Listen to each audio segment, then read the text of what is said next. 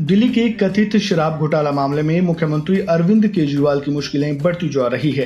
केजरीवाल के लिए बीते गुरुवार राहत की खबर आई थी जब राउज एवेन्यू कोर्ट ने उन्हें 1 लाख रुपए के निजी मुचलके पर जमानत दे दी थी, लेकिन उसके कुछ ही घंटे बाद मामला हाईकोर्ट पहुंचा और हाईकोर्ट ने केजरीवाल की रिहाई पर रोक लगा दी। दिल्ली हाईकोर्ट ने कहा जब तक उसके यहाँ मामले की सुनवाई पूरी नहीं हो जाती तब तक उनकी रिहाई पर रोक लगाई जाती है। ईडी ने हाईकोर्ट में ट्रायल कोर्ट के जमानत वाले आदेश को चुनौती दी है। तो चलिए अब जरा ये जान लेते हैं कि बीते गुरुवार राउज एवेन्यू कोर्ट में जब केजरीवाल की जमानत याचिका पर सुनवाई हो रही थी तो कोर्ट ने क्या कुछ कहा और केजरीवाल को जमानत क्यों दी।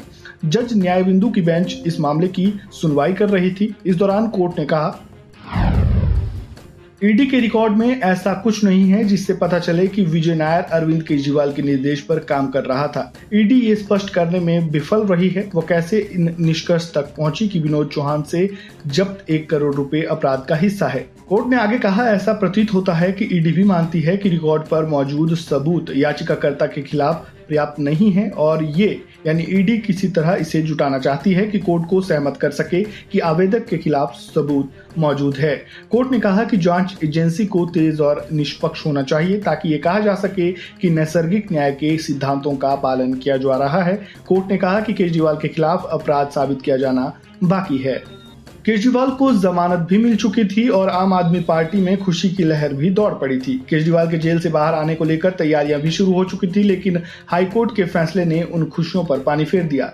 ईडी की ओर से एडिशनल सॉलिसिटर जनरल और एएसजी एसबी राजू ने जस्टिस सुधीर कुमार जैन और जस्टिस रविंदर डुडेजा की वेकेशन बेंच के समक्ष याचिका का जिक्र किया। उन्होंने कहा, मैं तत्काल रोक के लिए आवेदन कर रहा हूं। आदेश कल सुबह 8 बजे सुनाया गया। आदेश अपलोड नहीं किया गया। हमें जमानत का विरोध करने का पूरा मौका नहीं दिया गया।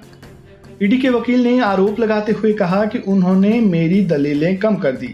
जमानत आदेश पर रोक लगाने की मेरी प्रार्थना पर भी विचार नहीं किया गया। मैं मांग कर रहा हूं कि आदेश पर रोक लगाई जाए और मामले की जल्द से जल्द सुनवाई की जाए। हमें मामले पर बहस करने के अधिकार का पूरा इस्तेमाल नहीं करने दिया गया। मैं पूरी गंभीरता के साथ आरोप लगा रहा हूं। अब हाईकोर्ट में मामले की सुनवाई हो रही है और देखना यह है कि क्या केजरीवाल को कोर्ट से राहत मिलती है या फिर उन्हें अभी जेल में ही रहना होगा। इस खबर में फिलहाल इतना ही। खबरों से जुड़े ताज़ा अपडेट के लिए बने रहें वन इंडिया हिंदी के साथ। धन्यवाद।